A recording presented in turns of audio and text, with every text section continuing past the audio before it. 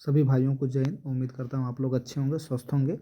Uttar Pradesh police में लंबे समय से जिस भर्ती का इंतजार था वो आ गई है कांस्टेबल पदों पर। तो पुलिस में टोटल 7 प्रकार के पद हैं, जिसमें पहला पद हमारा है आरक्षी नागरिक पुलिस, दूसरा पीएससी, तीसरा आरक्षी विशेष सुरक्षा बल जिसको हम यूपीएसएस बोलते हैं। अगला है घ महिला बटालियन हेतु महिला आरक्षी, जो कि गोरखपुर, बदायूं, लखनऊ 3 जगह पर महिला आरक्षी बटालियन इसकी पोस्टिंग हो सकती है। गोरखपुर, बदायूं और आपका लखनऊ। ठीक, अगली भर्ती हमारी है आरक्षी घुड़सवार पुरुष। ठीक, केवल पुरुषों के लिए, महिलाओं के लिए नहीं है। जेल वार्डन पुरुषों के लिए और जेल वार्डन महिला। ठीक, तो कुल 7 प्रकार के पद जो है कि सृजित हुए हैं। वैकेंसियों की टोटल हमारी वैकेंसी है 32,679। ठीक, अब हम इसमें देखते हैं कि पदों की संख्या यानी जो सिविल पुलिस में आई है वो लगभग 10,469 है। ठीक, और जो पीएससी में आई है वो 15,131 टोटल पद है। अब इसमें ओबीसी के जनरल के लिए, ईडब्ल्यूएस के लिए इसमें जो है कि ओबीसी जनरल के लिए 4,191, उसके बाद ईडब्ल्यूएस के लिए 1,046 पद है। अन्य पिछड़ा वर्ग ओबीसी के लिए है 2,826, अनुसूचित जाति के लिए है 2,198, अनुसूचित जनजाति के लिए है 208। ठीक है, इतने पद जो है कि सृजित किए गए हैं। अब इसी प्रकार से पीएससी में भर्ती है। पीएससी की जो टोटल वैकेंसी है 15,131 है। सिविल से ज़्यादा पद है। जनरल के लिए इतने पद हैं। ईडब्ल्यूएस के लिए 1,512 पद है। अन्य पिछड़ा वर्ग के लिए 4,083 पद है। अनुसूचित जाति के लिए 3,176 पद है। अनुसूचित जनजाति के लिए 300 पद है। ठीक, तो हम ये आपका पीएससी के लिए वो हो गया। अब इसी प्रकार से हम अगर देखते हैं तो विशेष आरक्षी विशेष पुलिस रिक्त पदों पर केवल पुरुषों के लिए है आरक्षी विशेष पुलिस बल। ठीक है, जो आरक्षी विशेष पुलिस बल है जो सिर्फ पुरुषों के लिए है वो 1,341 है। ठीक, इसमें जो है कि ये इसमें सिर्फ पुरुषों के लिए है, महिलाओं के लिए नहीं है। ठीक, इसी प्रकार से महिला बटालियन अभी बताए थे, महिला बटालियन जो है लखनऊ, बदायूं, गोरखपुर में हेतु महिला आरक्षी पदों पर विवरण है। इसमें जो है कि 2,282 पद है। इसी प्रकार से आरक्षी पुरुष घुड़सवार के लिए जो पद है टोटल 71 पद है। ठीक, टोटल जो पद है 71 पद है। और जेल वार्डन पुलिस के लिए जो पद है टोटल जेल वार्डन पुरुषों के लिए जो पद है 3,279 पद है। ठीक, 3,279 पद है। अब अगर बात करते हैं जेल वार्डन महिला पदों के लिए तो ये इनकी संख्या जो है कि लगभग 106 है पदों की।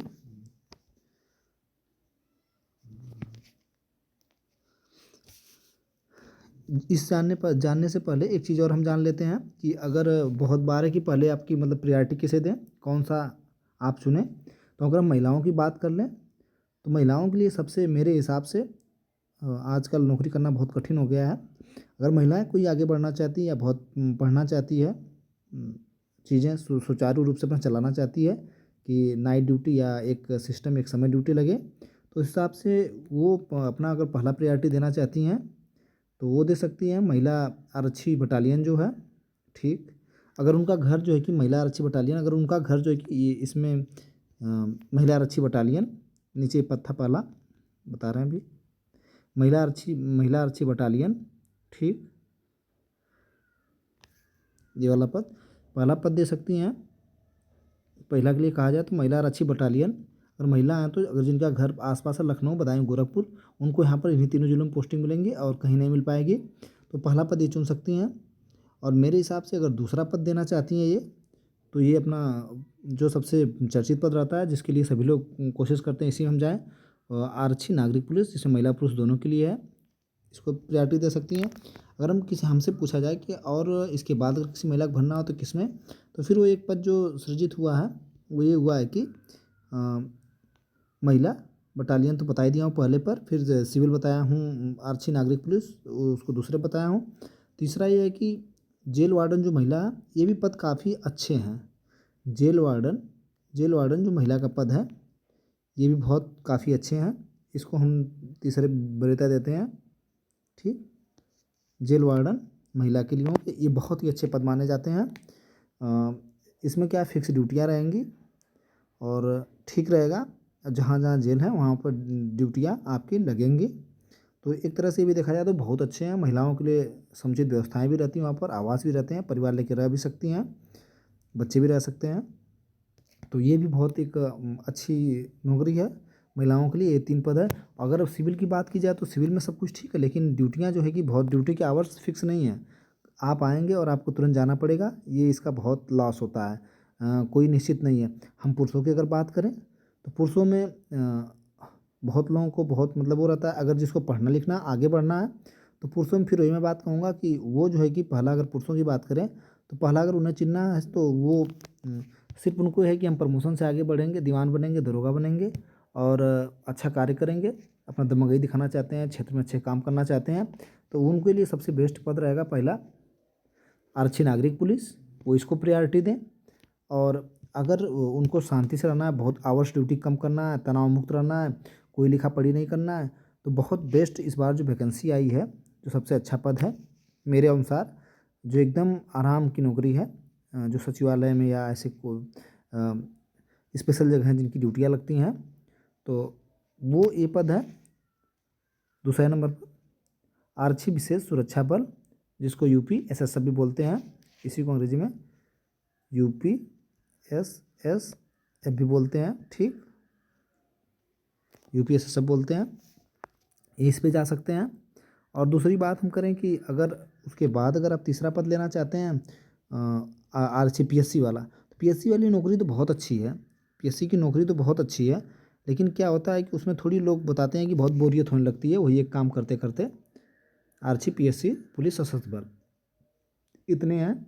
अब इनमें से आप चुन सकते हैं। हाँ, पढ़ने लिखने की बात है तो थोड़ा सा बंदिश तो रहती है, पुरुष के लिए जेल वार्डन भी उसके बाद चुन सकते हैं इतने। हाँ, अगर एक चीज़ इसमें है कि अगर आप बहुत मतलब आप घूमना फिरना पसंद है, काम करना पसंद है, आप इंटरेस्ट लेते हैं और आपको आगे की पढ़ाई नहीं करनी है, नहीं कंटिन्यू करनी है, तो आप ज़रूर निश्चित तौर से बहुत अच्छा पद है आरक्षी नागरिक पुलिस, इसको आप सिविल पुलिस जिसको बोलते हैं, इसको आप जो है कि अवश्य प्रायोरिटी दीजिए, इसको आप अवश्य प्रायोरिटी दीजिए आरक्षी नागरिक पुलिस को। ठीक है, ये बहुत अच्छा पद माना जाता है। और जिसको घूमना फिरना हो, इसमें से एक चीज़ और बता दें कि अगर आप लोग के मन में एक डाउट हो कि क्या हम UPSSF में बाद में जो आपका बना आरक्षी विशेष सुरक्षा बल, क्या हम UPSSF में,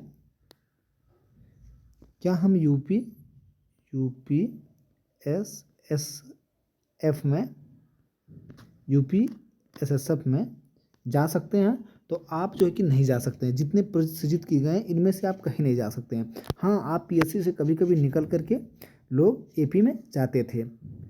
ठीक है, सिविल की एक ऐसी नौकरी है जहाँ से आप, अगर आप सिविल में भर्ती हैं तो आप 3 वर्ष के लिए प्रतिनियुक्ति पर, जैसे डायल 112 हो गया, GRP हो गया, एंटी करप्शन हो गया, इन सभी में से जा सकते हैं। PSC में से भी लोग जाते हैं, एंटी करप्शन STF में जाते हैं, SSC में जाते हैं, SSG में जाते हैं। आप जो है कि सिविल से या PSC से इन सबों में कुछ दिन के लिए प्रतिनियुक्ति पर, अगर आप अच्छा है टर्नआउट और ट्रेनिंग ले लेते हैं तो आप जाते हैं, फिर प्रतिनियुक्ति पर वापस चले आते हैं। सिविल से जैसे हमारे में है तो सिविल से ही ट्रैफिक में लोग जाते हैं और 112 में जाते हैं 3 साल की प्रतिनियुक्ति पर, GRP में जाते हैं। ठीक, तो ये इतनी चीज़ें हो गई, टोटल पद है जो है कि आप लोग जाने गए हैं। और मेरे हिसाब से अगर कोई कन्फ्यूजन हो तो बताइए, मैं दूर करूँ उसको, आप लोग कमेंट करिए वीडियो में। और इसके बाद हम देखते हैं क्या क्या कैसे क्या है इसमें प्रोसेस, कब से इसकी डेट है फॉर्म भरने की। तो इसकी डेट है ऑनलाइन आवेदन जमा करने की तिथि 31/12/2025 से, अंतिम तिथि 30/1/2026 तक, लगभग 1 महीना। आवेदन शुल्क जमा करने की तिथि 30/1/2026 उतनी है। जमा किए गए शुल्क की समायोजन तिथि 2/2/2026 तक है। ठीक, ये हो गया। अब आगे चलते हैं और देखते हैं। सामान्य EWS अन्य पिछड़ा वर्ग हेतु 500 रुपये फीस है। अनुसूचित जाति अनुसूचित जनजाति के लिए 400 रुपये फीस है। ठीक,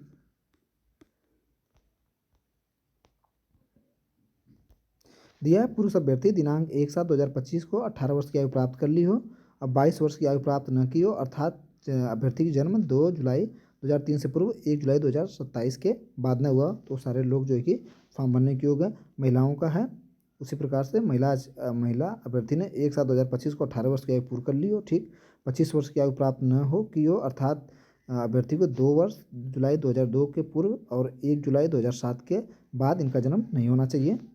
ठीक, इनमें जो है कि जो वैसी छूट है वो तो मिली है, लेकिन कोई अधिकतम आयु सीमा जो छूट है वो अलग से नहीं मिली है। आप देख सकते हैं ये पहला सामान्य के लिए, दूसरा OBC के लिए है, EWS के लिए है। ठीक,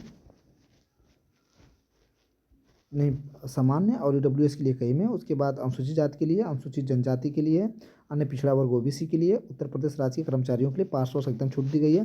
कैटेगरी वाइज इनकी जाति वाइज जो छूट है, अनुसूचित जाति के लिए 5 साल का अधिकतम छूट दी गई है 18 के बाद भी। अनुसूचित जनजाति अभ्यर्थी उनके लिए 5 साल दी गई है। अन्य पिछड़ा वर्ग OBC के लिए 500 मतलब 5 ईयर की छूट दी गई है।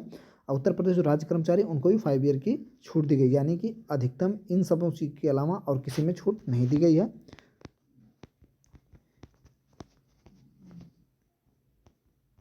इसके बाद हम बात करते हैं पेपर की, और माइनस मार्किंग जो है कि ख़त्म हो गई है। और आप सभी लोग जानते हैं कि जो पुरुषों की हाइट रहेगी 168 मीटर होना चाहिए। ठीक,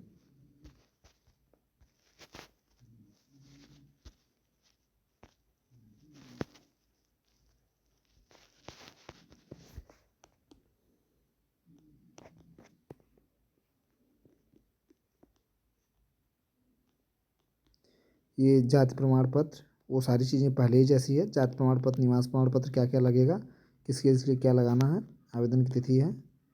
ठीक, OTR करना पड़ेगा। जिनका OTR नहीं है, हमको लगता है सभी लोग जो लोग फॉर्म भर रहे हैं OTR करें, जिनकी उम्र अभी होगी वो लोग OTR कर सकते हैं।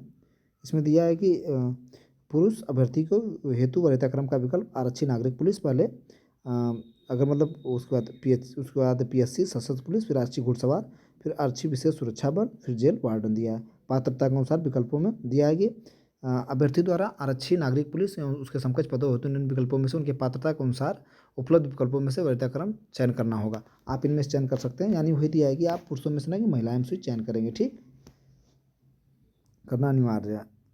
तो मैं आप लोग को बता ही दिया हूँ कि अगर आप पढ़ने लिखने वाले लड़के हैं, अगर आप पढ़ना लिखना चाहते हैं, ठीक, तो आप जो है कि पहले आरक्षी विशेष सुरक्षा बल SSF को चुनिए, उसके बाद PSC चुनिए, उसके बाद आरक्षी। अगर आपको नहीं पढ़ना लिखना है, बिल्कुल निश्चिंत होकर के आरक्षी नागरिक पुलिस चुनिए, इससे बेहतर कोई है ही नहीं है।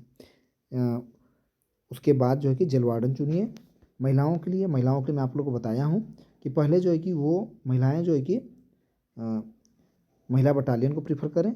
ठीक, जो बताएँ गोरखपुर लखनऊ में, उसके बाद जेल वार्डन की पढ़ना अगर इनको, तो उसके बाद फिर कहीं वो आरक्षी नागरिक पुलिस चूज करें, क्योंकि बहुत ज़्यादा ड्यूटियाँ रहती है आरक्षी नागरिक। जो सिविल पुलिस होती है उसमें बहुत ज़्यादा भाग दौड़ लगा रहता है, खाने पीने का भी मौका नहीं मिलता है। हाँ, जिसको ये है कि नहीं मेहनत कर सकते हैं, आ सकते हैं, प्रेफर कर सकते हैं, तो प्रेफर करें, कोई दिक्कत नहीं है। जो थोड़ा आगे बढ़ना चाहते हैं, कुछ और भी करना चाहते हैं जीवन में, तो बिल्कुल वो इसको न प्रीफर करें। लेकिन मेरे नज़र में अगर मुझसे कोई पूछे तो मैं कहूँगा कि अगर आपको उम्मीद है कि आगे नहीं बढ़ पाएंगे, तो आप सिविल पुलिस ज़रूर चूज करें। ठीक, अब देखते हैं इसमें क्या क्या पूछा गया है। इसमें सामान्य ज्ञान, सामान्य हिंदी, संख्यात्मक एवं मानसिक योग्यता, मानसिक अभिरुचि एवं बुद्धिलक तार्किक परीक्षा पूछा जाएगा। यानी हिंदी, सामान्य ज्ञान, GK GS, reasoning, math, total 150 अंक के होंगे, 150 प्रश्न होंगे। योग 2 अंक के 1 क्वेश्चन होंगे, टोटल अंक इनका 300 होगा। इधर सिलेबस दिया है, आप लोग पढ़ सकते हैं। टेलीग्राम, मैं अपने टेलीग्राम में PDF अपलोड कर दूंगा। ठीक, बस और कुछ नहीं है। कोई अगर चीज़ आप लोग को चाहिए, जानकारी चाहिए, तो आप उसके बारे में मुझसे पूछ सकते हैं। मेरे कमेंट यूट्यूब में कमेंट बॉक्स में आप जाकर कमेंट करिए, मैं सारी चीज़ें बताऊंगा। कोई भी दिक्कत हो, कोई कन्फ्यूजन हो, किसी प्रकार की मदद चाहिए तो आप मुझसे संपर्क कर सकते हैं। और आप लोग लग जाइए, पढ़ाई मन से करिए। आप सभी लोगों को बेस्ट ऑफ लक। मैं उम्मीद करता हूँ आप लोग बहुत अच्छे से पढ़ेंगे, जल्दी से नौकरी लीजिए, घर में खुशियाँ लाइए। बहुत नौकरी पाने के बाद ज़िंदगियाँ बहुत अच्छी हो जाती हैं। थैंक यू, धन्यवाद।